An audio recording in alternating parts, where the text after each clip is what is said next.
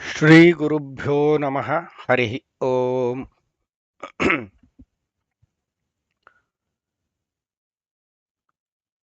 ಶುಕ್ಲಾಂಬರಧರಂ ವಿಷ್ಣುಂ ಶಶಿವರ್ಣಂ ಚತುರ್ಭುಜಂ ಪ್ರಸನ್ನವದನಂ ಧ್ಯಾಯೇತ್ ಸರ್ವವಿಘ್ನೋಪಶಾಂತಯೇ. ಆಪಾದಮೌಳಿಪರ್ಯಂತಂ ಗುರುಣಾಮಾಕೃತಿಂ ಸ್ಮರೇತ್ ತೇನ ವಿಘ್ನಾಃ ಪ್ರಣಶ್ಯಂತಿ ಸಿದ್ಧ್ಯಂತಿ ಚ ಮನೋರಥಾಃ. ಶ್ರೀ ಗುರುಭ್ಯೋ ನಮಃ. ಹರಿ ಓಂ. ಎಲ್ಲರಿಗೂ ನಮಸ್ಕಾರ. ಹಿಂದಿನ ವಿಡಿಯೋಗಳಲ್ಲಿ ವಿಷ್ಣು ಸಹಸ್ರನಾಮದ ಪೂರ್ವ ಪೀಠಿಕಾ ಶ್ಲೋಕಗಳು ಮತ್ತು ಧ್ಯಾನ ಶ್ಲೋಕಗಳು, ಧ್ಯಾನದ ವಿಧಾನ, ಅಂಗನ್ಯಾಸ, ಕರನ್ಯಾಸ, ಧ್ಯಾನ ಇವುಗಳನ್ನೆಲ್ಲ ತಿಳ್ಕೊಂಡ್ವಿ. ಕೈಲಾದಷ್ಟು ಅರ್ಥ ಸಮೇತ ತಿಳ್ಕೊಂಡ್ವಿ. ಮುಂದಿನ ಶ್ಲೋಕಗಳಲ್ಲಿ ಮೂಲ ವಿಷ್ಣು ಸಹಸ್ರನಾಮ, ಭಗವಂತನ 1000 ನಾಮಗಳನ್ನು ಏನೇನು ಇದೆಯೋ ಅದನ್ನ ತಿಳ್ಕೊಳ್ಳುವಂತಹ ಪ್ರಯತ್ನ ಮಾಡೋಣ.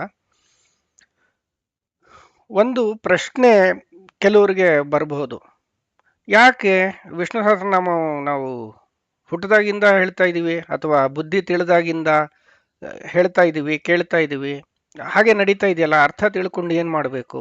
ಭಗವಂತನಿಗೆ ನಾವು ಏನು ಹೇಳಿದ್ರು, ನಾವು ಏನು ಹೇಳ್ತೀವಿ ಅಂತ ಭಗವಂತನಿಗೆ ಗೊತ್ತಾಗತ್ತಲ್ವಾ, ಮತ್ತೆ ಯಾಕೆ ಅಂತ ಕೇಳ್ಬೋದು.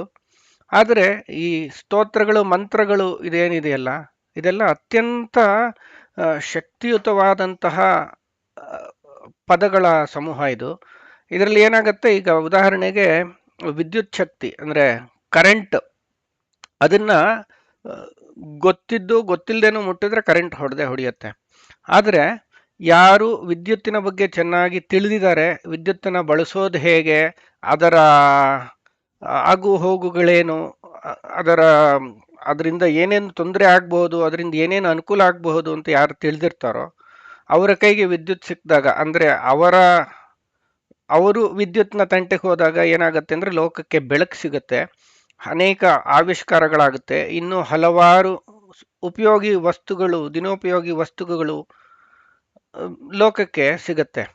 ಆದರೆ ಕರೆಂಟಿನ ಶಕ್ತಿಯ ಬಗ್ಗೆ ಅರಿವಿಲ್ಲದೆ ಹೋದಾಗ ಅದರಿಂದ ಏನೋ ಮಾಡಬಾರ್ದು ಮಾಡಿ ಆಗಬಾರ್ದಾಗುವಂತಹ ಸಾಧ್ಯತೆಗಳಿರುತ್ತೆ. ಕರೆಂಟ್ ಹೊಡೆಸ್ಕೊಳ್ಬೇಕಾಗತ್ತೆ, ತೊಂದರೆಗೊಳಗಾಗಬೇಕಾಗತ್ತೆ, ಅನಾಹುತಗಳಾಗುತ್ತೆ. ಹಾಗೆಯೇ ಭಗವಂತನ ಈ ಸ್ತೋತ್ರಗಳು ಅಥವಾ ಮಂತ್ರಗಳು ಏನಿದೆ ಅದನ್ನ ಚೆನ್ನಾಗಿ ಗುರುಮುಖೇನ ತಿಳಿದು ಅಥವಾ ಪರಂಪರಾಗತವಾಗಿ ಬಂದ ಜ್ಞಾನವನ್ನ ತಿಳ್ಕೊಂಡು ಏನು ಹೇಳ್ತಾ ಇದ್ದೀವಿ, ಯಾಕೆ ಹೇಳ್ತಾ ಇದ್ದೀವಿ, ಹೇಗೆ ಹೇಳೋದ್ರಿಂದ ಏನಾಗಬಹುದು ಅಂತ ತಿಳ್ಕೊಂಡು ಹೇಳೋದು ಅತ್ಯಂತ ಹೆಚ್ಚು ಶಕ್ತಿಯುತವಾದಂಥದ್ದು. ಹಿಂದಿನ ಶ್ಲೋಕಗಳಲ್ಲಿ ಗಮನಿಸಿದ್ವಿ, ಯದೇವ ವಿದ್ಯೆಯ ಕರೋತಿ ಶ್ರದ್ಧೆಯ ಉಪನಿಷದ ತದೇವ ವೀರ್ಯವತ್ತರಂ ಭವತಿ ಅಂತ. ಚೆನ್ನಾಗಿ ತಿಳಿದು ಶ್ರದ್ಧೆಯಿಂದ ಮಾಡೋದ್ರಿಂದ ಮಾತ್ರ ಅದರಿಂದ ಶಕ್ತಿ ಉತ್ಪನ್ನವಾಗುತ್ತೆ, ಅದರಿಂದ ನಮಗೂ ಲೋಕಕ್ಕೂ ಕಲ್ಯಾಣ ಉಂಟಾಗುತ್ತೆ. ಹಾಗಾಗಿ ಪ್ರತಿಯೊಂದನ್ನು ಚೆನ್ನಾಗಿ ತಿಳಿದು ಅದನ್ನ ಅನುಷ್ಠಾನಕ್ಕೆ ತರಬೇಕು. ಇನ್ನೂ ಒಂದು ಏನಂದ್ರೆ, ಸಂಸ್ಕೃತದ ವೈಶಿಷ್ಟ್ಯ ಏನಂದ್ರೆ, ಒಂದು ಪದವನ್ನ ತಗೊಂಡು ಅದನ್ನ ಎಷ್ಟೆಷ್ಟು ಬಿಡಿಸ್ತಾ ಹೋಗ್ತೀವೋ ಅಷ್ಟಷ್ಟು ಹೊಸ ಹೊಸ ಅರ್ಥಗಳು ಹುಟ್ಟುತ್ತಾ ಹೋಗುತ್ತವೆ. ಅದು ಸಂಸ್ಕೃತದ ಶಕ್ತಿ. ಹಾಗಾಗಿ ಅನೇಕ ವ್ಯಾಖ್ಯಾನಕಾರರು, ಒಬ್ಬರು ವ್ಯಾಖ್ಯಾನಕಾರರು ಹೇಳಿದಂಗೆ ಇನ್ನೊಂದು ವ್ಯಾಖ್ಯಾನಕಾರಿಲ್ಲ, ಒಬ್ಬೊಬ್ರು ಒಂದೊಂದು ಥರ ಅರ್ಥವನ್ನು ಹೇಳಿದ್ದಾರೆ. ಯಾಕೆಂದ್ರೆ ಅದೆಲ್ಲ ಅವರ ಜ್ಞಾನಕ್ಕೆ ಕಂಡಂತಹ ಗೋಚರವಾದಂತಹ ಅರ್ಥಗಳು. ಹಾಗಾಗಿ ಅನೇಕ ವ್ಯಾಖ್ಯಾನಗಳು, ಅನೇಕ ಅರ್ಥಗಳು ಇದಕ್ಕೆ ಇದೆ. ನಾವು ನಮ್ಮ ಗುರುಗಳಿಂದ, ವಿಶೇಷವಾಗಿ ನನ್ನ ಗುರುಗಳು ಬನ್ನಂಜೆ ಗೋವಿಂದಾಚಾರ್ಯರ ಪ್ರವಚನದಲ್ಲಿ ಅಥವಾ ಪುಸ್ತಕಗಳಲ್ಲಿ ಏನು ಅಧ್ಯಯನ ಮಾಡಿದ್ನೋ, ಜೊತೆಗೆ ಇನ್ನೂ ಹಲವು ಜ್ಞಾನಿಗಳ ಪ್ರವಚನದಲ್ಲಿ ಅಥವಾ ಪಾಠಗಳಲ್ಲಿ ಓದಿದ್ದು ಕೇಳಿದ್ದನ್ನೆಲ್ಲ ಸೇರಿಸಿ ಒಂದು ಪಾಕವನ್ನಾಗಿ ಮಾಡಿ ನಿಮ್ಮೆಲ್ಲರ ಜೊತೆ ಹಂಚಿಕೊಳ್ಳುವಂಥ ಪ್ರಯತ್ನ ಇದು. ಹಾಗಾಗಿ ಈ ವಿಷ್ಣು ಸಹಸ್ರನಾಮದ ಅರ್ಥ ಚಿಂತನೆ ಅಥವಾ ಪಾಠದ ವಿಡಿಯೋವನ್ನು ಶುರು ಮಾಡ್ತಾ ಇದ್ವಿ. ಈಗ ವಿಷ್ಣು ಸಹಸ್ರನಾಮದ ಅರ್ಥವನ್ನು ತಿಳ್ಕೊಳ್ತಾ ಹೋಗೋಣ.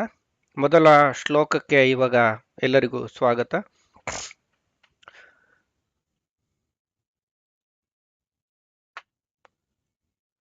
ವಿಶ್ವಂ ವಿಷ್ಣುರ್ವಷಟ್ಕಾರೋ ಭೂತಭವ್ಯಭವತ್ ಪ್ರಭುಃ ಭೂತಕೃದ್ಭೂತಭೃದ್ಭಾವೋ ಭೂತಾತ್ಮ ಭೂತಭಾವನಃ. ಒಂದು ಶ್ಲೋಕ. ವಿಶ್ವಂ ವಿಷ್ಣುರ್ವಷಟ್ಕಾರೋ ಭೂತಭವ್ಯಭವತ್ ಪ್ರಭುಃ ಭೂತಕೃತ್ ಭೂತಭೃದ್ಭಾವೋ ಭೂತಾತ್ಮ ಭೂತಭಾವನಃ. ಪದವಿಭಾಗಕ್ಕೆ ಹೋಗೋಣ. ವಿಶ್ವಂ ವಿಷ್ಣುಃ ವಷಟ್ಕಾರಃ ಭೂತಭವ್ಯಭವತ್ ಪ್ರಭುಃ ಭೂತಕೃತ್ ಭೂತಭೃತ್ ಭಾವಃ ಭೂತಾತ್ಮ ಭೂತಭಾವನಃ. ಇದು ಪದವಿಭಾಗ. ಇದಿಷ್ಟು. ಇದರಲ್ಲಿ ಭಗವಂತನ ನಾಮಗಳು: ವಿಶ್ವಂ ವಿಷ್ಣುಃ ವಷಟ್ಕಾರಃ ಭೂತಭವ್ಯಭವತ್ ಪ್ರಭುಃ ಭೂತಕೃತ್ ಭೂತಭೃತ್ ಭಾವಃ ಭೂತಾತ್ಮ ಭೂತಭಾವನಃ. ಅಂದರೆ ಒಟ್ಟು 9 ನಾಮಗಳಾಯಿತು.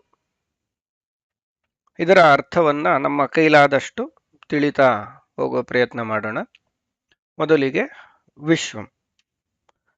ವಿಶ್ವ ಅಂದರೆ ಒಂದು ಜೀವಿಗೆ ಜೀವನದಲ್ಲಿ 4 ಅವಸ್ಥೆಗಳಿರುತ್ತೆ. ಒಂದು ಜೀವಿಯ ಜೀವನದಲ್ಲಿ 4 ಅವಸ್ಥೆಗಳಿರುತ್ತವೆ. ವಿಶೇಷವಾಗಿ ಅವಸ್ಥಾತ್ರಯ ಅಂತ ಹೇಳ್ತಾರೆ. ಆದರೆ ಇಲ್ಲಿ ಇನ್ನೊಂದು 4ನೇ ಅವಸ್ಥೆಯ ಬಗ್ಗೆ ಜ್ಞಾನಿಗಳು, ಯೋಗಿಗಳು ಮಾತ್ರ ತಿಳಿದಂತಹ ಅವಸ್ಥೆ ಅದು. ಅದ್ರ ಬಗ್ಗೆ ಕೇಳಿ ತಿಳ್ಕೊಳ್ಳೋಣ. ವಿಶ್ವ ಅನ್ನೋದು 4 ಅವಸ್ಥೆಗಳಲ್ಲಿ ಮೊದಲನೆಯದು. ವಿಶ್ವ, ತೈಜಸ, ಪ್ರಾಜ್ಞ ಮತ್ತೆ ತುರಿಯ ಅಂತ 4 ಅವಸ್ಥೆಗಳ ಬಗ್ಗೆ ಹೇಳ್ತಾರೆ ತಿಳಿದವರು. ವಿಶ್ವ ಅಂದ್ರೆ ಎಚ್ಚರ, ತೈಜಸ ಅಂದ್ರೆ ಕನಸು, ಎಚ್ಚರ, ಕನಸು, ನಿದ್ರೆ ಮುಂದಿನ ವಿಷಯ. ವಿಶ್ವ, ತೈಜಸ, ಪ್ರಾಜ್ಞ ಅಂದ್ರೆ ನಿದ್ರೆ, ಮತ್ತು ತುರಿಯ ಅವಸ್ಥೆ ಅಂತೇಳಿ 4ನೇ ಅವಸ್ಥೆ, ಅದು ಧ್ಯಾನ, ಸಮಾಧಿ ಅವಸ್ಥೆ ಅಂತೆಲ್ಲ ಹೇಳ್ತಾರೆ ತಿಳಿದವರು. ಮೊದಲು ವಿಶ್ವ ಅಂದ್ರೆ ಇಲ್ಲಿ ಜಾಗೃತಾವಸ್ಥೆ. ಈ ವಿಶ್ವ ಅಂತಂದ್ರೆ ಈ ಜಾಗೃತಾವಸ್ಥಾ ಪ್ರೇರಕನಾದ ಭಗವಂತ ವಿಶ್ವ. ಅಂದ್ರೆ ಈ ಜಗತ್ತು, ವಿಶ್ವ ಅಂದ್ರೆ ಈ ಜಗತ್ತನ್ನ ನಾವೇನು ನೋಡ್ತೀವಿ, ಈ ಜಗತ್ತಿನಲ್ಲಿ ಓಡಾಡ್ತೀವಿ, ಕೇಳ್ತೀವಿ, ಹೇಳ್ತೀವಿ, ತಿಳ್ಕೊಳ್ತೀವಿ, ಇನ್ನು ಏನೇನು ಚೇಷ್ಟೆಗಳನ್ನ, ಏನೇನು ಕ್ರಿಯೆಗಳನ್ನ ನಾವೆಲ್ಲನೂ ಮಾಡ್ತೀವೋ ಇದೆಲ್ಲವನ್ನು ಪ್ರೇರಕ ಶಕ್ತಿಯಾಗಿರುವವನು ವಿಶ್ವ. ಅದು ಮೊದಲನೇ ಜೀವಿಯ ಮೊದಲನೇ ಅವಸ್ಥೆಯ ಪ್ರೇರಕ ವಿಶ್ವ ಅಂತ ಹೇಳಿ. ಇದು ಮೊದಲನೆಯ ಅರ್ಥ. ಇನ್ನೊಂದು ವಿಶಲ್ರ ವ್ಯಾಪ್ತವು. ಭಗವಂತ ನಮಗೆ ಪ್ರೇರಕ ಶಕ್ತಿ ಯಾಕೆ ಅಂತಂದ್ರೆ ವಿಶಲ್ರ ವ್ಯಾಪ್ತವು ಅಂದ್ರೆ ಎಲ್ಲೆಡೆ ವ್ಯಾಪ್ತನಾಗಿರುವಂತಹ ಭಗವಂತ. ಎಲ್ಲೆಡೆ ಅಂತಂದ್ರೆ ನಾವು ಜೀವಿಯ ಒಳಗಡೆ ಪ್ರವೇಶಿಸಿ ಮತ್ತು ಜೀವಿಯ ಹೊರಗಡೆಯೂ ತುಂಬಿ ಇರುವಂತಹ ಭಗವತ್ ಶಕ್ತಿ ಅದು. ಆದ್ರಿಂದ ನಮಗೆಲ್ಲರಿಗೂ ಅವನು ಪ್ರೇರಕನಾಗಿರಬಲ್ಲ. ಇನ್ನೊಂದು ಅರ್ಥ, ಸಂಸ್ಕೃತದಲ್ಲಿ ಏಕಪದ ಕೋಶ ಅಂತ ಇದೆ. ಅಂದ್ರೆ ಒಂದೊಂದೇ ಪದ ಅಥವಾ ಅಕ್ಷರಗಳು, ಏಕಾಕ್ಷರ ಕೋಶ ಅದು. ವಿಶೇಷವಾಗಿ ಒಂದೊಂದು ಅಕ್ಷರಕ್ಕೂ ವಿಶಿಷ್ಟವಾದ ಹಲವಾರು ಅರ್ಥಗಳನ್ನ ಆ ಕೋಶದಲ್ಲಿ ಕೊಡಲಾಗಿದೆ. ಇದರಲ್ಲಿ ವಿಶೇಷವಾಗಿ ಇಲ್ಲಿ ನಾವು ವಿಶ್ವ ಅಂತ ನೋಡುವಾಗ ವಿ ಅಂತ ಒಂದು ಅಕ್ಷರ ಇದೆ. ಅದಕ್ಕೆ ಅರ್ಥ ಏನು ಹೇಳ್ತಾರೆ ಅಂದ್ರೆ ವಿ ಪಕ್ಷಿ ಪರಮಾತ್ಮನೋ ಅಂತ ಹೇಳಿ. ಇದಕ್ಕೆ ಪಕ್ಷಿ ಅಂತ ಹೆಸರು, ಪರಮಾತ್ಮ ಅಂತ ಕೂಡ ಹೆಸರು ಅಂತ ಅರ್ಥವನ್ನ ಹೇಳ್ತಾರೆ. ವಿ ಅಂದ್ರೆ ವಿಶೇಷವಾಗಿ ಪಕ್ಷಿ. ಆದ್ರೆ ಇಲ್ಲಿ ನಾವು ಪಕ್ಷಿ ಅಂತ ಯೋಚನೆ ಮಾಡುವಾಗ ಗರುಡ ಪಕ್ಷಿ ಅಂದ್ರೆ ಪಕ್ಷಿಗಳಿಗೆಲ್ಲ ರಾಜನಾದಂತಹ ಗರುಡ ಪಕ್ಷಿ. ಅದರ ಮೇಲೆ ಶ್ವಯತೆ, ಚಲಿಸುತ್ತಾನೆ. ಆದ್ರಿಂದ ಶ್ವೀಗತವು ಅಂತ ಧಾತು. ಶ್ವಯತೆ, ಸಂಚರಿಸುತ್ತಾನೆ, ಗರುಡನ ಮೇಲೆ ಕುಳಿತು ಸಂಚರಿಸುತ್ತಾನೆ ಅಂತ ಹೇಳಿ ನಾವು ದಾಸರ ಪದಗಳಲ್ಲಿ ಕೇಳುತ್ತೇವೆ. ಗರುಡ ವಾಹನ ನಮ್ಮ ಶ್ರೀ ಪುರಂದರ ವಿಠಲ ಅಂತ ಪುರಂದರ ದಾಸರ ಪದಗಳಲ್ಲೂ ಬೇರೆ ದಾಸರ ಪದಗಳಲ್ಲಿ ಕೇಳುತ್ತೇವೆ ಗರುಡ ವಾಹನ ಅಂತ. ಅದೇ ಇಲ್ಲಿ ವಿಶ್ವ ಅಂತಂದ್ರೆ ಪಕ್ಷಿಯ ಮೇಲೆ ಕುಳಿತು ಸಂಚರಿಸುವವ ವಿಶ್ವ ಅಂತ ಹೇಳಿ. ಇನ್ನೊಂದು ಇಲ್ಲಿ ನಾವು ಗರುಡ ಅಂತ ಯಾಕೆ ಹೇಳ್ತೀವಿ, ಗರುಡನ ಮೇಲೆ ಸಂಚರಿಸ್ತೇನೆ ಭಗವಂತ ಅನ್ನೋದ್ರ ಅರ್ಥ ಏನಂದ್ರೆ ಛಂದೋಮಯೇನ ಗರುಡೇನ ಅಂತ ಹೇಳಿ ಹೇಳ್ತಾರೆ. ಅಂದ್ರೆ ಛಂದೋಮಯನಾದ ಗರುಡನ ಮೇಲೆ ಸಂಚರಿಸಿ ಬರ್ತಾನೆ. ಅಂದ್ರೆ ಛಂದೋಮಯನಾದ ಅಂದ್ರೆ ಗರುಡ ದೇವರು ಅಂತಂದ್ರೆ ವಿಶೇಷವಾಗಿ ವೇದಗಳ ಅಭಿಮಾನಿ. ವೇದಗಳ ಪ್ರತಿಯೊಂದು ಅಕ್ಷರಗಳು ಗರುಡನ ಸ್ವರೂಪ. ಅಥವಾ ನಾವು ಏನು ಛಂದಾಂಸಿ ಯಸ್ಯ ಪರ್ಣಾನಿ ಅಂತ ಒಂದು ಅಶ್ವತ್ಥ ವೃಕ್ಷದ ಬಗ್ಗೆ ಹೇಳ್ತೀವಲ್ಲ, ಅದೇ ಛಂದಾಂಸಿ ಅಂದ್ರೆ ಆ ಎಲೆಗಳು. ಅಥವಾ ಪರ್ಣಗಳು ಅಂತಂದ್ರೆ ಗರುಡನ ರೆಕ್ಕೆಗಳಿಗೂ ಪರ್ಣ ಅಂತ ಹೇಳ್ತಾರೆ. ಯಾರ ವೇದ ಅಕ್ಷರಗಳೇ ಯಾರ ಪರ್ಣಗಳು, ಆ ವೇದಾರ ಅಂದ್ರೆ ಆ ಪಕ್ಷಿಯ ಮೇಲೆ, ಆ ಪಕ್ಷ ಉಳ್ಳ ಆ ಗರುಡನ ಮೇಲೆ ಕುಳಿತು ಬರ್ತಾನೆ ಭಗವಂತ, ಸಂಚರಿಸ್ತಾನೆ ಅಂದ್ರೆ ವೇದಗಳಲ್ಲಿ ಸಂಚರಿಸ್ತಾನೆ ಅಂತ ಅರ್ಥ. ಛಂದೋಮಯನ ಗರುಡೇನ ಅಂದ್ರೆ ಅದನ್ನೇ ಗರುಡ ವಾಹನ ಅಂತಂದ್ರೆ ವೇದಗಳ ಮೂಲಕ ಸಂಚರಿಸ್ತಾನೆ, ವೇದಗಳ ಮೂಲಕವೇ ನಮ್ಮ ಬಳಿಗೆ ಅಂತ ಬರ್ತಾನೆ ಅನ್ನೋ ಒಂದು ಅನುಸಂಧಾನ ಇಲ್ಲಿ. ಹಾಗಾಗಿ ಗರುಡನ ಮೇಲೆ ಸಂಚರಿಸುವ ಭಗವಂತ ವಿಶ್ವ. ಇನ್ನೊಂದು ವಿ ಅಂದ್ರೆ ಜ್ಞಾನ, ಅದೇ ಏಕಾಕ್ಷರ ಕೋಶ ಹೇಳಿದ್ವಲ್ಲ, ಅದರ ಅರ್ಥದಲ್ಲೇ ನೋಡ್ತಾ ಇದ್ದೀವಿ. ವಿ ಅಂತಂದ್ರೆ ವಿಶೇಷವಾಗಿ ಅಲ್ಲಿ ಅಂದ್ರೆ ಜ್ಞಾನ. ಸಂಸ್ಕೃತದಲ್ಲಿ ಏನಂತಂದ್ರೆ ಯಾವುದು ಬೆಳಕು ಮತ್ತೆ ಚಲನೆಯನ್ನ ಸೂಚಿಸ್ತೋ ಅವೆಲ್ಲ ಪದಗಳಿಗೂ ಜ್ಞಾನ ಅನ್ನೋ ಅರ್ಥ ಅಂತ ಹೇಳಿ ಅದು ಒಂದು ನಿಯಮ, ಸಂಸ್ಕೃತದ ವ್ಯಾಖ್ಯಾನಕಾರರು ಬಳಸುವ ನಿಯಮ. ಅದ್ರ ಪ್ರಕಾರ ಅಂದ್ರೆ ಜ್ಞಾನ. ಇನ್ನೊಂದು ಇಲ್ಲಿ ವಿ ಯಾವಾಗ ಆಯ್ತು ಅಂತಂದ್ರೆ ತೃತೀಯ ಅತಿಶಯ ಅಂತ ಒಂದು ವ್ಯಾಖ್ಯಾನಕಾರರು ಬಳಸುವಂತಹ ಸೂತ್ರ. ಅಂದ್ರೆ ವಿಶೇಷವಾಗಿ ಒತ್ತು ಕೊಟ್ಟು ಹೇಳುವಾಗ ಯಾವ ಅಕ್ಷರವಿದೆಯೋ ಅದರಿಂದ ಮೂರನೇ ಅಕ್ಷರವನ್ನ ಬಳಸ್ತಾರೆ. ಹಾಗಾಗಿ ಇಲ್ಲಿ ಇದು ಅಷ್ಟೆ, ನಾವು ಯದೃಚ್ಛ ಅಂತೇವೆ, ನಾವು ಇಚ್ಛೆ ಅನ್ನೋದು ಇಚ್ಛಾ ಅನ್ನೋದು ರುಚ್ಛ ಆಗತ್ತೆ. ಹಾಗೆ ಇಲ್ಲಿ ವಿ ಅಂತಂದ್ರೆ ಅನ್ನೋದು ಜ್ಞಾನ, ವಿ ಅಂದ್ರೆ ಅತಿಶಯವಾದ ಜ್ಞಾನ, ಅದು ವರ್ತಯತೆ, ಯಾರಲ್ಲಿ ವರ್ತತೆ, ವಿಶಿಷ್ಟವಾದ ಜ್ಞಾನ ಯಾರಲ್ಲಿ ವರ್ತತೆ ಇರುತ್ತದೆಯೋ ಅವನು ವಿಶ್ವ ಅಂತ ಅಂದ್ರೆ ಹೇಳಿ ಅಂದ್ರೆ. ಇನ್ನೊಂದು ವಿ ಅಂತಂದ್ರೆ ಅತಿಶಯವಾದ ಜ್ಞಾನ, ಶ ಅಂದ್ರೆ ಆನಂದ, ಅತಿಶಯವಾದ ಜ್ಞಾನ ಮತ್ತೆ ಆನಂದ. ವಿ ಮತ್ತೆ ಶ ಎರಡು ಅಕ್ಷರ ತಗೊಂಡ್ವಿ. ಶಂ ಅಂದ್ರೆ ಸಂಸ್ಕೃತದಲ್ಲಿ ಆನಂದ, ವಿ ಅಂದ್ರೆ ವಿಶಿಷ್ಟವಾದ ಜ್ಞಾನ, ಶಂ ಅಂದ್ರೆ ಆನಂದ. ಇದೆರಡು ವರ್ತತೆ ಯಸ್ಮಿನ್, ಯಾರಲ್ಲಿ ಈ ವಿಶಿಷ್ಟವಾದ ಅತಿಶಯವಾದ ಜ್ಞಾನ ಮತ್ತು ಆನಂದಗಳು ತುಂಬಿದೆಯೋ ಅವನು ವಿಶ್ವ. ಇನ್ನೊಂದು ಅದೇ ಅರ್ಥವನ್ನ ವರ್ತಯತೆ, ಯಾರು ಎಲ್ಲ ಜೀವಿಗಳಿಗೂ ಸಾಧಕ ಜೀವಿಗಳಿಗೂ ಜ್ಞಾನ ಮತ್ತು ಆನಂದವನ್ನ, ಅತಿಶಯವಾದ ಜ್ಞಾನ ಆನಂದಗಳನ್ನ ಕೊಡಬಲ್ಲವನೋ ಅವನು ವಿಶ್ವ. ಇನ್ನೊಂದು ವಿಶ್ ಅಂದ್ರೆ ಜ್ಞಾನ, ವಿಟ್ ವಿಷಃ ಅಂತ ಶಬ್ದ. ಜನ, ವಿಶ್ ಅಂದ್ರೆ ಜನ, ಈ ಎಲ್ಲ ಜನಗಳನ್ನು ನಿಯಮನ ಮಾಡುವವ ವರ್ತಯತೆ. ವರ್ತಯತೆ, ವಿಶ್ ಅಂದ್ರೆ ಜನಗಳು. ಈಗ ನಾವು ವೈಶ್ಯ ಅನ್ನೋ ಪದ ಕೇಳಿದೀವಲ್ಲ, ಅದಕ್ಕೆ ಅರ್ಥ ಏನು ಅಂದ್ರೆ ವಿಶ್ ಅಂದ್ರೆ ಜನಸಾಮಾನ್ಯರಿಗೆ ಬೇಕಾದಂತಹ ವಸ್ತುಗಳನ್ನು ನಿರ್ಮಿಸುವುದು ಮತ್ತು ಮಾರಾಟ ಮಾಡಿ ಅವರಿಗೆ ತಲುಪಿಸುವುದು. ಇದು ಜನಸಾಮಾನ್ಯರಿಗೆ ಬೇಕಾದಂತಹ ಕೆಲಸ ಮಾಡುವನಾದ್ರಿಂದ ವೈಶ್ಯ ಅಂತ ಹೇಳ್ತಾರೆ. ವಿಶ್ ಅಂದ್ರೆ ಜನ ಅಂತ ಹೇಳಿ, ಆ ಅರ್ಥದಲ್ಲಿ ಇದು ವಿಶ್ ಅಂದ್ರೆ ಜನರನ್ನು, ವರ್ತಯತೆ ನಿಯಮನ ಮಾಡುವವನು ಅಂತ ಹೇಳಿ, ಜನರನ್ನು ನಿಯಮಿಸುವಂತಹ ದೇವತಾ ಶಕ್ತಿ ವಿಶ್ವ. ಮುಂದಿನ ನಾಮ ವಿಷ್ಣು ಅಂತ ಹೇಳಿ. ಇನ್ನೊಂದು ಇಲ್ಲಿ ವಿಶತಿ ಇತಿ ವಿಷ್ಣು ಅಂತ ನಾವು ಒಂದು ಧಾತುವನ್ನ ಇಲ್ಲಿ ಉಪಯೋಗಿಸ್ತೀವಿ. ಅಂದ್ರೆ ವಿಶತಿ, ಎಲ್ಲದರ ಒಳಗೂ ಪ್ರವೇಶಿಸಬಲ್ಲವನು ವಿಷ್ಣು. ಇನ್ನೊಂದು ವೇವೇಷ್ಟಿ ಇತಿ ವಿಷ್ಣು ಅಂದ್ರೆ ಎಲ್ಲದರ ಹೊರಗೂ ತುಂಬಿರುವವನು, ವ್ಯಾಪ್ತನಾಗಿರುವವನು, ಎಲ್ಲದರ ಹೊರಗೂ ಒಳಗೂ ತುಂಬಿ ವ್ಯಾಪ್ತನಾಗಿರುವಂತಹ ಶಕ್ತಿ. ನಾವು ಯಾವುದು ಅಣೋರಣೀಯಾನ್ ಮಹತೋ ಮಹೀಯಾನ್ ಅಂತ ಹೇಳ್ತೀವಿ, ಅದೇ ಅರ್ಥ ಇಲ್ಲಿಗೂ ಸಲ್ಲುತ್ತೆ. ಹಾಗಾಗಿ ಎಲ್ಲದರ ಒಳಗೂ ಹೊರಗೂ ತುಂಬಿರುವಂತಹ ಶಕ್ತಿ ವಿಷ್ಣು. ಇನ್ನೊಂದು ಶಕಾರೋ ಬಲಂ ನಕಾರ ಪ್ರಾಣ ಆತ್ಮ. ಶ ಅಂದ್ರೆ ಬಲ ಅಂತ ಹೇಳಿ, ಇದು ವ್ಯಾಖ್ಯಾನಕರು ಕೊಟ್ಟಿರುವಂತಹ ಅರ್ಥ, ಬೇರೆ ಬೇರೆ ವ್ಯಾಖ್ಯಾನಗಳಲ್ಲಿರೋದು. ನ ಅಂದ್ರೆ ಪ್ರಾಣಶಕ್ತಿ ಅಂತ ಹೇಳಿ. ಯಾರು ತಾನು ಎಲ್ಲದರಲ್ಲಿ ಶಕ್ತಿ ರೂಪದಿಂದ ತುಂಬಿ ಎಲ್ಲರಿಂದಲೂ ಎಲ್ಲ ವ್ಯಾಪಾರಗಳನ್ನು ಮಾಡುವ ಶಕ್ತಿಯೋ ಅವನು ವಿಷ್ಣು ಅಂತ ಹೇಳಿ. ಇನ್ನೊಂದು ವಿಷಂ ನುದತಿ ಇತಿ ವಿಷ್ಣು ಅಂತ ಹೇಳಿ. ಈ ಸಂಸಾರ ಅನ್ನೋದೇ ವಿಷ ನಮ್ಮ ಪಾಲಿಗೆ. ಇದು ಈ ಸಂಸಾರ ನಮ್ಮನ್ನ ಮೇಲೆ ಹೋಗಕ್ಕೆ ಬಿಡಲ್ಲ, ಇದು ನಮ್ಮನ್ನ ಇನ್ನ ಕೆಳದಿಂದ ಕೆಳಕ್ಕೆ ತಳ್ಳುತ್ತೆ, ನಾಶ ಮಾಡುತ್ತೆ. ಆದ್ರಿಂದ ಇದಕ್ಕೆ ವಿಷ ಅಂತ ಹೇಳ್ತಾರೆ. ಇಂತಹ ಸಂಸಾರವೆಂಬ ವಿಷವನ್ನು ನುದತಿ, ನಾಶ ಮಾಡುವವನು ವಿಷ್ಣು ಅಂತ ಹೇಳಿ. ಇಲ್ಲಿ ಒಂದು 2-3 ಅರ್ಥಗಳನ್ನು ನೋಡಿದ್ವಿ ವಿಷ್ಣುಗೆ. ಮುಂದಿನ ನಾಮ ವಷಟ್ಕಾರ ಅಂತ ಹೇಳಿ. ವಷಟ್ಕಾರ ಅನ್ನೋದು ವಿಶೇಷವಾಗಿ ಯಜ್ಞ ಪ್ರಕ್ರಿಯೆಯಲ್ಲಿ ಬಳಸುವಂತಹ ಪದ.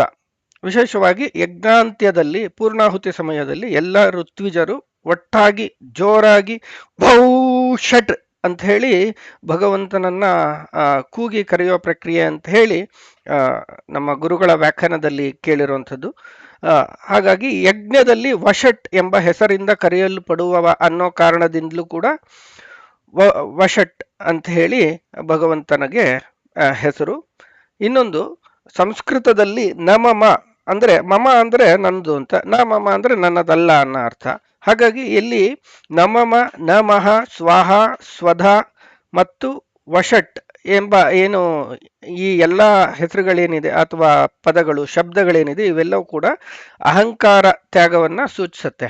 ಅಹಂ ಅಂದ್ರೆ ನಾನು, ಅಥವಾ ಮಮ ಅಂದ್ರೆ ನನ್ನದು. ನನ್ನದು ಅನ್ನೋದಕ್ಕೆ ನ ಅಂದ್ರೆ ನನ್ನದು ಅನ್ನೋಂಥದ್ದು ಏನು ಇಲ್ಲ ಅನ್ನೋ ಅನುಸಂಧಾನವನ್ನು ಹೇಳುತ್ತೆ. ಆದ್ರಿಂದ ವಷಟ್ಕಾರ ಇಲ್ಲಿ ನನ್ನ ಅಹಂಕಾರ ತ್ಯಾಗವನ್ನ ಸೂಚಿಸುತ್ತೆ. ಈಗ ಹಿಂದಿನ ಶ್ಲೋಕಗಳಲ್ಲಿ ನಾವು ಅಂದ್ರೆ ಭಗವಂತನ ನಾಮಗಳಲ್ಲಿ ಗಮನಿಸಿದ್ವಿ, ಎಲ್ಲದರ ಒಳಗೂ ಹೊರಗೂ ತುಂಬಿ ಎಲ್ಲರಿಂದ ಎಲ್ಲ ಕೆಲಸಗಳನ್ನು ಮಾಡಿಸುವ ಶಕ್ತಿ ಅಂತ. ಭಗವಂತ ಎಲ್ಲ ಕೆಲಸವನ್ನು ನಮ್ಮಿಂದ ಮಾಡಿಸ್ತಾನೆ ಅಂದ್ರೆ ನಾನು ಏನು ಮಾಡ್ತಾ ಇಲ್ಲ, ನಂದೇನು ಇಲ್ಲ, ನಾನು ಹುಟ್ಟಿರೋದ್ರಲ್ಲಿ ನಂದ ಕಾರ್ಯ ಇಲ್ಲ, ನಾನು ಬೆಳೆದಿರೋದ್ರಲ್ಲಿ ನಾನು ಏನ್ ತಿಂತೀನಿ, ನೋಡ್ತೀನಿ, ಕೇಳ್ತೀನಿ, ಇಲ್ಲಿ ಯಾವ್ದ್ರಲ್ಲೂ ನನ್ನ ಶಕ್ತಿ ಇಲ್ಲೇನು ಪ್ರಯೋಗ ಆಗ್ದಿಲ್ಲ. ಇದು ನನಗೇನೋ ಕಾಣಿಸ್ತು ನೋಡಿದೆ, ಏನೋ ಕೇಳಿಸ್ತು ಕೇಳಿದೆ ಅಷ್ಟೇ. ಒಂದಿನ ಕೇಳೋದು ಕಾಣೋದು ನಿಂತೋಯ್ತು ಅಂತಂದ್ರೆ ಅದು ಯಾಕೆ ನಿಂತೋಯ್ತು ಅಂತ ಕೂಡ ಗೊತ್ತಾಗಲ್ಲ. ಹಾಗಾಗಿ ಇದೆಲ್ಲ ಯಾವುದು ಕೂಡ ನನ್ನ ಕಂಟ್ರೋಲಲ್ಲಿ ನಡೀತಾ ಇಲ್ಲ, ಯಾವುದೋ ಒಂದು ಶಕ್ತಿ ಇದನ್ನೆಲ್ಲ ಮಾಡಿಸ್ತಾ ಇದೆ. ಹಾಗಾಗಿ ನನ್ನದೇನು ಇಲ್ಲ ಅನ್ನೋದು ಅಹಂಕಾರ ತ್ಯಾಗ ಇಲ್ಲಿ ಚಿಂತನೆ ಮಾಡಬೇಕು. ಇನ್ನೊಂದು ಷಟ್ ವಸಂತಿ ಅಸ್ಮಿನ್ ಇತಿ ವಷಟ್, ಇವನಲ್ಲಿ 6 ಇದೆ. ಅಂದ್ರೆ ಯಾವ 6ಗಳು ಅಂತಂದ್ರೆ 6 ಅಂತಂದ್ರೆ ಷಡ್ಗುಣಗಳು ಅಂತ ಹೇಳ್ತಾರೆ. ಭಗವಂತ ಅನ್ನೋ ಶಬ್ದಕ್ಕೆ ಅರ್ಥ ಏನು ಅಂದ್ರೆ ಷಡ್ಗುಣ ಐಶ್ವರ್ಯ ಸಂಪನ್ನನಾದವನು ಆದಂತಹ ಶಕ್ತಿ ಅಂತ.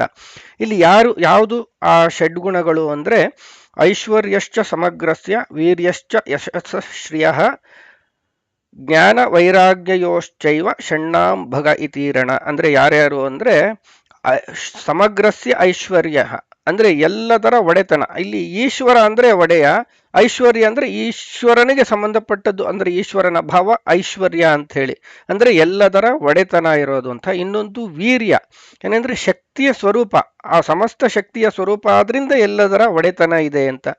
ಇನ್ನೊಂದು ಯಶಸ್ಸು, ಅಂದ್ರೆ ಯಶಸ್ಸು ಅಂದ್ರೆ ಲೋಕವೆಲ್ಲ ಕೊಂಡಾಡುವಂತಹ, ಲೋಕವೆಲ್ಲ ನಮ್ಮ ಬಗ್ಗೆ ತಿಳಿದಿದೆ, ನಮ್ಮ ಬಗ್ಗೆ ಒಳ್ಳೆಯ ಅಭಿಪ್ರಾಯ ಇದೆ ಅಂದ್ರೆ ಅದು ನಮಗೆ ಯಶಸ್ಸು ಅಂತ ಹೇಳಿ. ಹಾಗೆ ಭಗವಂತನ ಸಮಸ್ತ ವೇದಗಳು ಎಲ್ಲರೂ ಕೂಡ ಕೊಂಡಾಡಿ ಹೊಗಳಿ ಹಾಡಿ ಹೊಗಳುವಂತಹ ಆ ಯಶಸ್ಸು, ಅದು ಭಗವಂತನ ಯಶಸ್ಸು ಅಂತ ಹೇಳಿ. ಇನ್ನೊಂದು ಶ್ರೀ ಅಂದ್ರೆ ಸಂಪತ್ತು, ಸಕಲ ಸಂಪತ್ತು, ಬೌದ್ಧಿಕ ಮತ್ತು ಭೌತಿಕವಾದಂತಹ ಎಲ್ಲ ಸಂಪತ್ತಿನ ಒಡೆಯ ಅವನು. ಇನ್ನೊಂದು ಜ್ಞಾನ ಅಂತ ಹೇಳಿ, ಎಲ್ಲದರ ಜ್ಞಾನ, ಪರಿಪೂರ್ಣವಾದಂತಹ ಜ್ಞಾನ. ಈಗ ಜಗತ್ತಿನ ಎಲ್ಲದರ ಒಳಗೂ ತುಂಬಿ ಎಲ್ಲ ಕೆಲಸವನ್ನು ಮಾಡಿಸ್ಬೇಕು ಅಂದ್ರೆ, ಈಗ ಒಬ್ಬ ವ್ಯಕ್ತಿ ಏನೋ ಒಂದು ಕೆಲಸ ಮಾಡ್ಬೇಕಂದ್ರೆ ಆ ಕೆಲಸ ಹೇಗೆ ಮಾಡಬೇಕು ಅನ್ನೋ ಜ್ಞಾನ ಇರಬೇಕು. ಆ ಜ್ಞಾನ ಇಲ್ಲದಿದ್ದರೆ ಅಥವಾ ಆ ಕೆಲಸ ಮಾಡಿಸುವ ಶಕ್ತಿ ಇಲ್ಲದಿದ್ದರೆ ಎಲ್ಲದರ ಮೇಲೆ ಒಡೆತನ ಬರಲಿಕ್ಕೆ ಸಾಧ್ಯ ಇಲ್ಲ. ಹಾಗಾಗಿ ಇದೆಲ್ಲವೂ ಭಗವಂತನಲ್ಲಿದೆ. ಮತ್ತೆ ಇವನಲ್ಲಿ ಆನಂದ ಇದೆ, ಸಮಸ್ತ ಗುಣಗಳು ಇದೆ, ಜ್ಞಾನ ಇದೆ, ಶಕ್ತಿ ಇದೆ, ಎಲ್ಲರ ನಿಯಾಮಕ. ಆದ್ರೆ ಇನ್ನೆಲ್ಲ ನಾನು ಮಾಡ್ತೀನಿ ಅನ್ನೋ ಒಂದು ಅಹಂಕಾರ ಇಲ್ಲ. ಇಲ್ಲಿ ವೈರಾಗ್ಯ ಅಂತ ಕೊನೆಯದು ಗುಣ, ಅದು ಎಲ್ಲದಕ್ಕೂ ಮುಖ್ಯ ಕಿರೀಟದಂತಹ ಗುಣ ವೈರಾಗ್ಯ ಅಂತ ಹೇಳಿ. ಅಂದ್ರೆ ಇಷ್ಟೆಲ್ಲ ಇದ್ದು ಕೂಡ ಇದು ಯಾವುದನ್ನು ಅಂಟಿಸಿಕೊಳ್ಳದಂತಹ ವೈರಾಗ್ಯವು ಅವನಲ್ಲಿದೆ. ಆದ್ದರಿಂದ ಅವನು ಜಗದ್ವಂದ್ಯ ಅಂತ ಹೇಳಿ ಇಲ್ಲಿ ನಾವು ಅನುಸಂಧಾನ ಮಾಡಬೇಕು. ಮತ್ತೆ ಇನ್ನೊಂದು ಷಟ್ ಅಂದ್ರೆ ಒಂದು ಇಲ್ಲಿ ಷಡ್ಗುಣ ಐಶ್ವರ್ಯ ಅಂತ ನೋಡಿದ್ವಲ್ಲ, ಅದನ್ನ ಷಟ್ ವರ್ತಯತೆ ಅಂದ್ರೆ ಯಾರ್ಯಾರು ಭಕ್ತರಿದ್ದಾರೆ, ಜ್ಞಾನರಿದ್ದಾರೆ, ಅವರಿಗೂ ಕೂಡ ಈ ಎಲ್ಲರೂ ಷಡ್ಗುಣಗಳನ್ನು ಅವರ ಜೀವ ಯೋಗ್ಯತೆಗೆ ತಕ್ಕಷ್ಟು ಅವರಲ್ಲಿ ಪ್ರವರ್ತನೆ ಮಾಡಿಸುವವನು. ಆದ್ರಿಂದ ಅವನು ವಷಟ್ ಅಂತ ಹೇಳಿ. ಇನ್ನೊಂದು ವಾ ಅಂದ್ರೆ ಜ್ಞಾನ ಅಂತ ನಾವು ಹಿಂದೆ ನೋಡಿದ್ವಿ. ಅದೇ ಅವನು ಜ್ಞಾನ ಸ್ವರೂಪನಾಗಿ, ಅವನು ನಮ್ಮೊಳಗೆ ಇದ್ದು ಕೂಡ ನಮ್ಮಲ್ಲಿರೋ ದೋಷಗಳು ಯಾವುದು ಅವನಿಗೆ ತಟ್ಟೋಲ್ಲ. ಯಾಕೆಂದ್ರೆ ಅವನು ಜ್ಞಾನ ಸ್ವರೂಪ, ಜ್ಞಾನಪೂರ್ಣ. ಅವನು ಜ್ಞಾನಪೂರ್ವಕವಾಗಿ ನಮ್ಮಲ್ಲಿದ್ದಾನೆ, ನಾವು ದೋಷಪೂರ್ವಕವಾಗಿ ಇಲ್ಲಿ ಇದ್ದೀವಿ. ನಮ್ಮಿಂದ ಎಲ್ಲವನ್ನು ಕೂಡ ಎಲ್ಲ ವಿಕಾರಗಳನ್ನು, ಅಂದ್ರೆ ಇಲ್ಲಿ ನಾವು ಕಾಮಾದಿ ಅರಿಷಡ್ ವರ್ಗಗಳು ಅಂತೀವಲ್ಲ, ಅದೇ ಇಲ್ಲಿ ಷಟ್ ಅಂತಂದ್ರೆ ಅರಿಷಡ್ ವರ್ಗಗಳು. ಕಾಮಕ್ರೋಧ ಲೋಭ ಮೋಹ ಮದ ಮಾತ್ಸರ್ಯ ಅನ್ನುವಂತಹ ಏನು 6 ವೈರಿಗಳ ಬಗ್ಗೆ 6 ವಿಕಾರಗಳ ಬಗ್ಗೆ ಹೇಳ್ತಾರೆ, ಅದನ್ನು ಕೂಡ ನಮ್ಮಲ್ಲಿ ವರ್ತನೆ ಮಾಡಿಸುವವನು, ಪ್ರವರ್ತನೆ ಮಾಡಿಸುವವನು ಅವನು. ಜ್ಞಾನವಾಗಿರೋದ್ರಿಂದ ನಮ್ಮ ಯಾವ ದೋಷಗಳು ಅವನಿಗೆ ತಟ್ಟಲ್ಲ. ಅವನು ಆನಂದಪೂರ್ಣನಾಗಿ ನಮ್ಮಲ್ಲಿ ಇದ್ದುಕೊಂಡು ಇದನ್ನೆಲ್ಲವನ್ನು ವಿಕಾರಗಳನ್ನ ನಮ್ಮಲ್ಲಿ ನಮ್ಮ ಜೀವ ಸ್ವಭಾವ ಮತ್ತು ಕರ್ಮ ಫಲಕ್ಕೆ ತಕ್ಕಂತೆ ಮಾಡಿಸುವವನು ಅಂತ ಅರ್ಥ ವಷಟ್ಕಾರ. ಮತ್ತೆ ಇನ್ನೊಂದು ಭೂತ ಭವ್ಯ ಭವತ್ಪ್ರಭು, ಮುಂದಿನ ಭಗವಂತನ ನಾಮ. ಭೂತ ಅಂದ್ರೆ ಹಿಂದೆ ಇದ್ದಿದ್ದು ಅಂತ ಹೇಳಿ, ಹಿಂದೆ ನಡೆದದ್ದು ಭೂತಕಾಲ ಅಂತ ಏನು ಹೇಳ್ತೀವೋ ಅದು. ಅಂದ್ರೆ ಹಿಂದಿನ ಸೃಷ್ಟಿಯಲ್ಲಿ ಸೃಷ್ಟರಾಗಿ ಸೃಷ್ಟಿಯ ಅಂತ್ಯದಲ್ಲಿ ಮುಕ್ತರಾದ ಎಲ್ಲ ಜೀವಿಗಳು. ಭವ್ಯ ಮುಂದೆ ಸೃಷ್ಟಿಯಾಗಲಿಕ್ಕಿರುವಂತಹ ಜೀವಿಗಳು. ಮತ್ತು ಭವತ್ ಇಂದು ಇದೀಗ ಸೃಷ್ಟರಾಗಿ ಈ ಜಗತ್ತಿನ ಈ ಸಂಸಾರ ಚಕ್ರದಲ್ಲಿ ಇರುವಂತಹ ಎಲ್ಲ ಜೀವಿಗಳಿಗೂ ಪ್ರಭು ಅಂತ.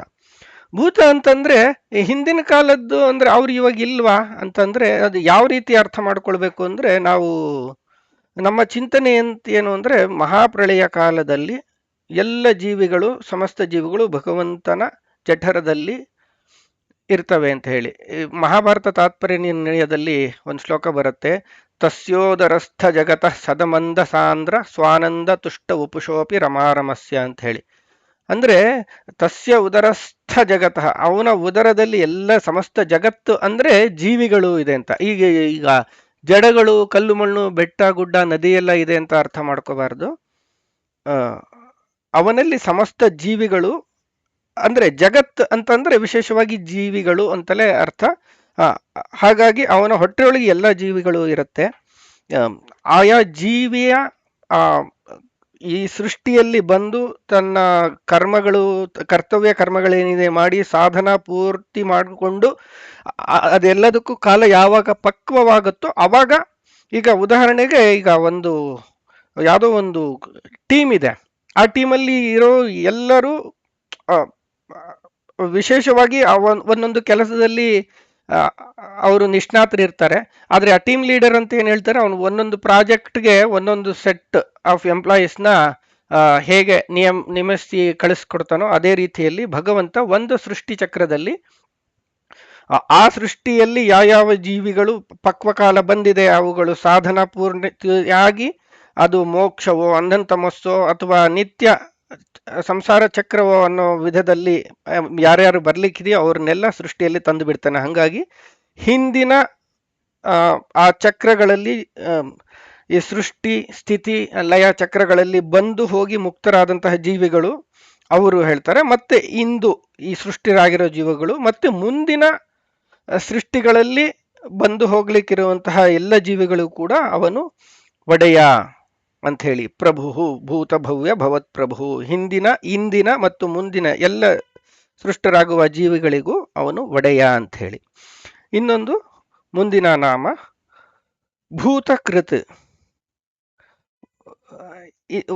ಭೂತ ಅಂತಂದ್ರೆ ವಿಶೇಷವಾಗಿ ಈ ಪಂಚಭೂತಗಳಲ್ಲಿ ಏನು ಹೇಳ್ತೀವೋ ಅದು ಭೂತ ಅಂತ ಹೇಳಿ.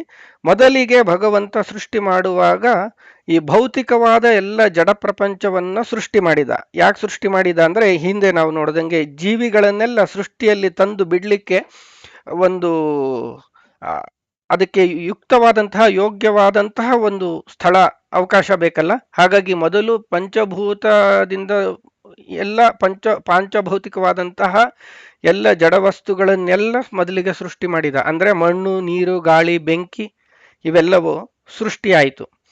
ಮಣ್ಣು ಅಂತಂದ್ರೆ ಇದು ಜಡ, ಅಂದ್ರೆ ಎಲ್ಲ ಆಹಾರ ಇದೆಲ್ಲ ಏನೇನು ತಿನ್ನೋ ವಸ್ತು ಇದೆ ಅದೆಲ್ಲ ಮಣ್ಣಿನ ಒಂದು ಕೆಟಗರಿಗೆ ಬರುತ್ತೆ.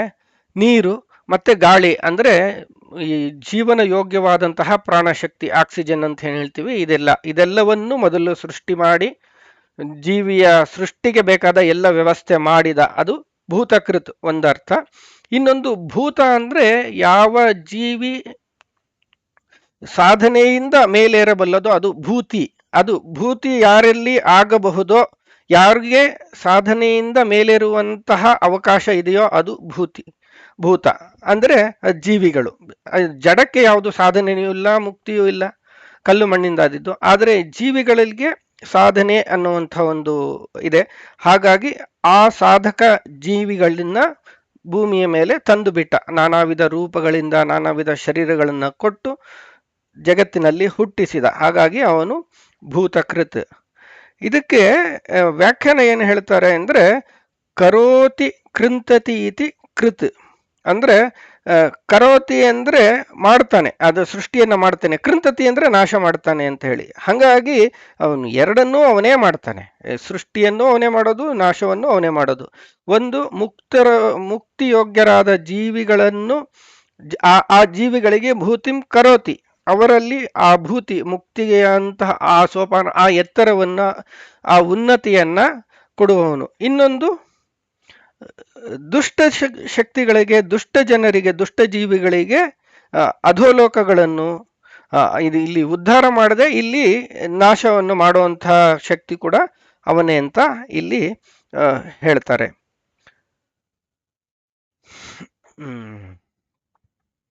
ಅಂದ್ರೆ ಒಟ್ಟಿನಲ್ಲಿ ಭೂತಕೃತ್ ಅಂದ್ರೆ ಸೃಷ್ಟಿ, ಸ್ಥಿತಿ, ಲಯ, ನಿಯಮನ, ಜ್ಞಾನ, ಅಜ್ಞಾನ, ಬಂಧ, ಮೋಕ್ಷ ಇವೆಲ್ಲವನ್ನು ಯಾರು ನಡೆಸ್ತಾನೋ ಅವನು ಭೂತಕೃತ್.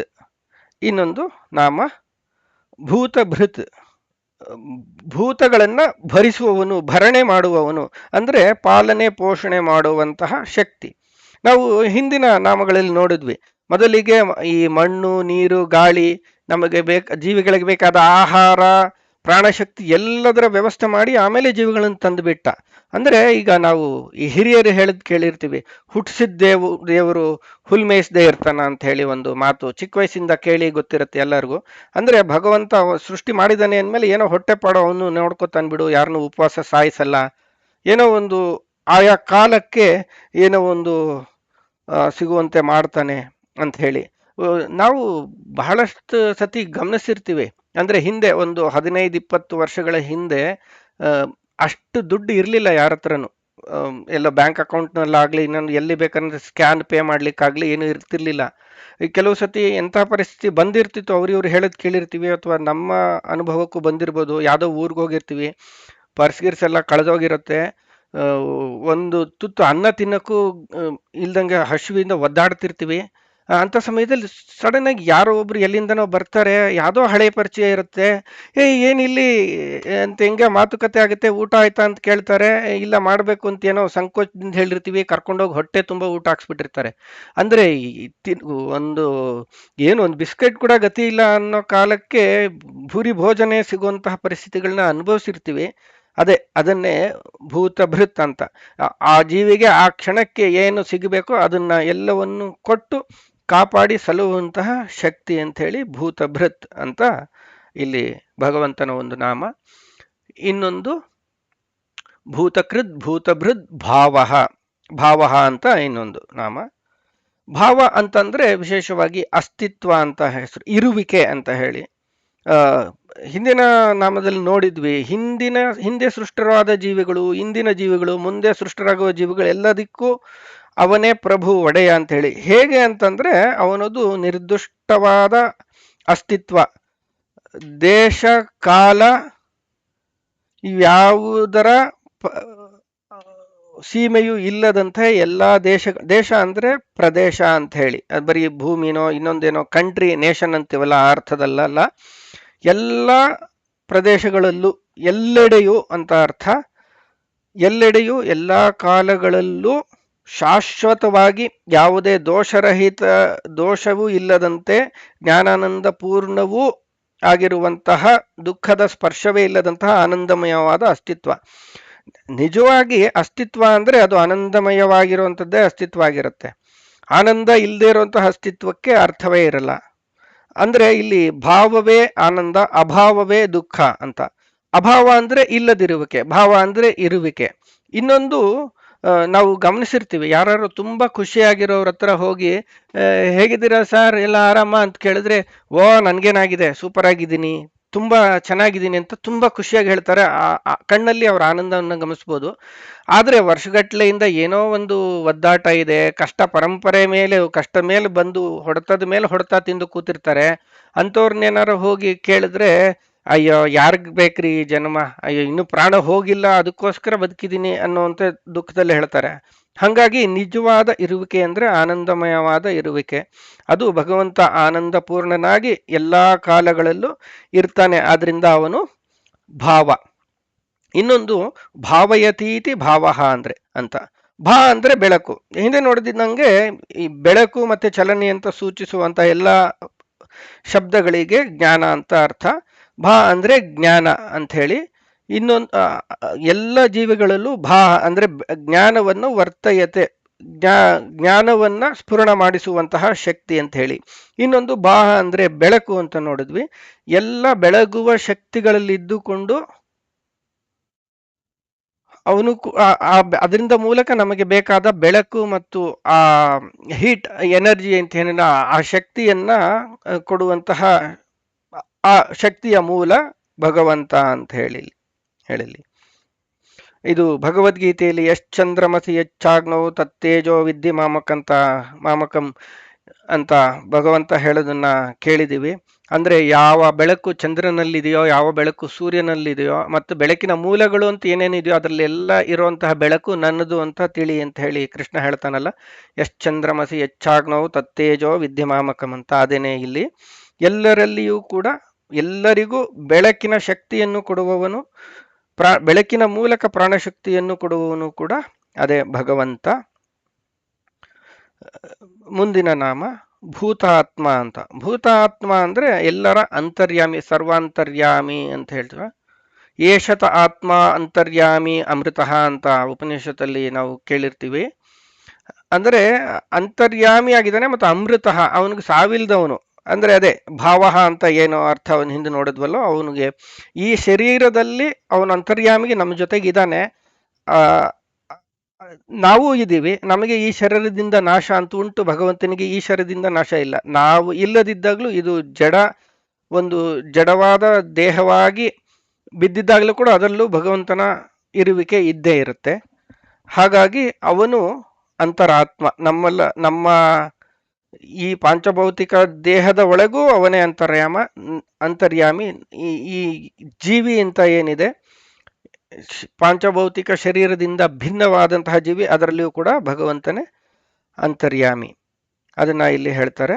ಇನ್ನೊಂದು ಅತ್ತಿ ಆತ್ಮ ಅಂತ. ಅತ್ತಿ ಅಂದ್ರೆ ತಿಂತಾನೆ, ಅವ್ರು ತಿನ್ನುವಂತಹವನು ಆತ್ಮ ಅಂತ ಹೇಳಿ. ಇದು ಏನು ಭಗವಂತ ಏನ್ ತಿಂದು ಹಾಕ್ತಾನೆ ಅಂದ್ರೆ ಸಮಸ್ತ ಜಗತ್ತನ್ನೇ ಪ್ರಳಯ ಕಾಲದಲ್ಲಿ ತಿಂದು ಹಾಕ್ತಾನೆ ಅಂತ ಹೇಳಿ. ಅಂದ್ರೆ ತಿನ್ನೋದು ಅಂದ್ರೆ ಎಲ್ಲವನ್ನು ತನ್ನ ಉದರದೊಳಗಡೆ ಇಟ್ಕೊಳ್ತಾನೆ, ಸಕಲ ಜೀವಿಗಳನ್ನು ಅಂತ ಹೇಳಿ. ನಾವು ಮಹಾಭಾರತ ತಾತ್ಪರ್ಯ ನಿರ್ಣಯದ ಶ್ಲೋಕ ನೋಡಿದ್ವಲ್ಲ, ತಸ್ಯೋದರಸ್ಥ ಜಗತಃ ಸದಮಂದ್ರ ಸಾಂದ್ರ, ತಸ್ಯೋದರಸ್ಥ ಜಗತಃ ಸದಮಂದ ಸಾಂದ್ರ ಸ್ವಾನಂದ ತುಷ್ಟ ಉಪುಷೋಪಿ ರಮಾರಮಸ್ಯ ಅಂತ ಹೇಳಿ. ಅಂದ್ರೆ ಅದರಲ್ಲಿ ಅಂದ್ರೆ ಅವನ ಜಠರದಲ್ಲಿ, ಅವನ ಹೊಟ್ಟೆಯಲ್ಲಿ ಎಲ್ಲಾ ಜೀವಿಗಳು ತುಂಬಿದೆ. ಇಡೀ ಬ್ರಹ್ಮಾಂಡವೇ ಅವನ ಹೊಟ್ಟೆಯಲ್ಲಿದೆ. ಮತ್ತೆ ನಾವು ಹಿಂದಿನ ಧ್ಯಾನ ಶ್ಲೋಕಗಳಲ್ಲಿ ಭಗವಂತನ ವಿಶೇಷವಾದ ವಿಶ್ವರೂಪವನ್ನ ಭೂಪಾದೌ ಯಸ್ಯ ನಾಭಿರ್ವೇದ ಸುರನಿಲಶ್ಚಂದ್ರ ಸೂರ್ಯೌಚ ನೇತ್ರೆ ಅಂತ ಆ ಶ್ಲೋಕದಲ್ಲಿ ಗಮನಿಸಿದ್ವಲ್ಲ. ಹಾಗೆ ಎಲ್ಲವನ್ನು ಉದರದಲ್ಲಿ ಇಟ್ಟು ಕಾಯುವವನು ಆತ್ಮ ಅಂತ ಹೇಳಿ. ಸಕಲ ಭೂತಗಳನ್ನು ತನ್ನ ಹೊಟ್ಟೆಯಲ್ಲಿ ಇಡ್ತಾನಾದ್ರಿಂದ ಅವನು ಭೂತಾತ್ಮ. ಭೂತಗಳಂದ್ರೆ ಜೀವಿಗಳು, ಅವನ್ನೆಲ್ಲ ಜಠರದಲ್ಲಿ ಇಟ್ಟು ಕಾಪಾಡುವವನು ಭೂತಾತ್ಮ ಆಯ್ತು. ಮುಂದಿನ ನಾಮ ಭೂತ ಭಾವನಃ. ಶಂಕರಾಚಾರ್ಯರು ತಮ್ಮ ಭಾಷ್ಯದಲ್ಲಿ ಹೀಗೆ ಹೇಳ್ತಾರಂತೆ, ಭೂತಾನಿ ಭಾವಯತಿ ಅಂದ್ರೆ ಜನಯತಿ ವರ್ಧಯತಿ ಇತಿ ಭೂತ ಭಾವನಃ. ಅಂದ್ರೆ ಯಾರು ಸಮಸ್ತ ಭೂತಗಳನ್ನು ಅಂದ್ರೆ ಜೀವಿಗಳನ್ನು ಜನಯತಿ ಈ ಸೃಷ್ಟಿಯಲ್ಲಿ ಹುಟ್ಟಿಸುವವನು, ಮತ್ತೆ ವರ್ಧಯತಿ ಬೆಳೆಸುವವನು. ಅಂದ್ರೆ ಒಂದು ಪುಟ್ಟು ಮಗುವಿಂದ ದೊಡ್ಡ ಮುದುಕನಾಗಿ ಆಗುವವರೆಗೂ ಬೆಳೆಸುವುದು ಒಂದಾದ್ರೆ, ಇನ್ನೊಂದು ಆಧ್ಯಾತ್ಮಿಕ ಎತ್ತರದ ಸ್ತರಗಳಲ್ಲಿ ಬೆಳೆಸುವ, ಆಧ್ಯಾತ್ಮಿಕವಾಗಿ ಕೂಡ ವರ್ಧಯತಿ ಬೆಳೆಸುವವನು, ನಮಗೆ ಜ್ಞಾನವನ್ನು ಕೊಟ್ಟು ನಮ್ಮನ್ನು ಮುಕ್ತಿಯ ಎತ್ತರಕ್ಕೆ ಬೆಳೆಸುವವನು ಭಗವಂತ. ಅವನು ಭೂತ ಭಾವನಃ. ಅಂದ್ರೆ ಜೀವಿಗಳ ಸೃಷ್ಟಿ ಸ್ಥಿತಿ ಜ್ಞಾನ ಅಜ್ಞಾನ ಬಂಧ ಮೋಕ್ಷಗಳನ್ನು ಕೂಡ ಉಂಟು ಮಾಡುವವನು, ಜ್ಞಾನ ಸ್ವರೂಪದ ಬೆಳಕನ್ನೀಯುವನು ಅಂತ ಹೇಳಿ ಭೂತ ಭಾವನಃ. ಇನ್ನೊಂದು ಭೂತಾನಿ ಭಾವಯತಿ. ಭಾ ಅಂದ್ರೆ ಬೆಳಕು ಅಂತ ಕೇಳ್ತಿದ್ವಿ. ಈ ಜೀವಿಗಳಿಗೆ ಭಾ ಅಂದ್ರೆ ಬೆಳಕನ್ನು ನೀಡುವಂತಹ ಶಕ್ತಿ ಅಂತ ಹೇಳಿ.